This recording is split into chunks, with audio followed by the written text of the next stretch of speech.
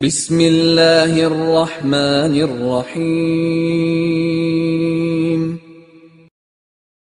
السلام علیکم ورحمۃ اللہ وبرکاتہ۔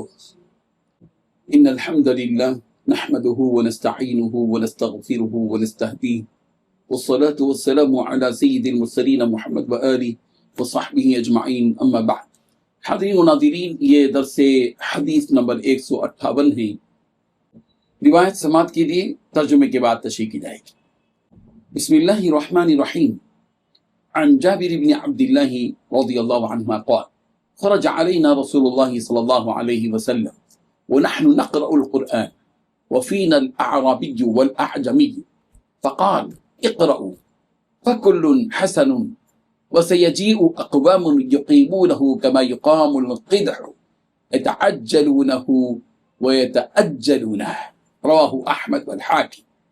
حضرت جابر بن عبداللہ رضی اللہ عنہما سے روایت ہے کہ رسول اللہ صلی اللہ علیہ وسلم ہمارے پاس اس وقت تشریف لائے جب ہم قرآن مجید کی تلاوت کر رہے تھے اور ہم میں بدو اور عجمی بھی تھے۔ آپ علیہ الصلوۃ والتسلیم نے فرمایا پڑھو کیونکہ ہر ایک اچھا ہے، اور ایسے لوگ آئیں گے جو اس کو اس طرح قائم کریں گے جیسے ایک تیر کو قائم کیا جاتا ہے، وہ جلدی کریں گے اور تاخیر نہیں کریں گے۔ اس حدیث میں 3 باتیں بتلائی گئی ہیں۔ پہلی بات، حضرت جابر رضی اللہ عنہما سے روایت ہے کہ رسول رحمت صلی اللہ علیہ وسلم ہمارے پاس اس وقت تشریف لائے جب ہم قرآن مجید کی تلاوت کر رہے تھے اور ہمیں بدو اور عجمی دونوں تھے۔ دوسری بات، رسول رحمت صلی اللہ علیہ وسلم نے فرمایا پڑھو کیونکہ ہر ایک اچھا ہے۔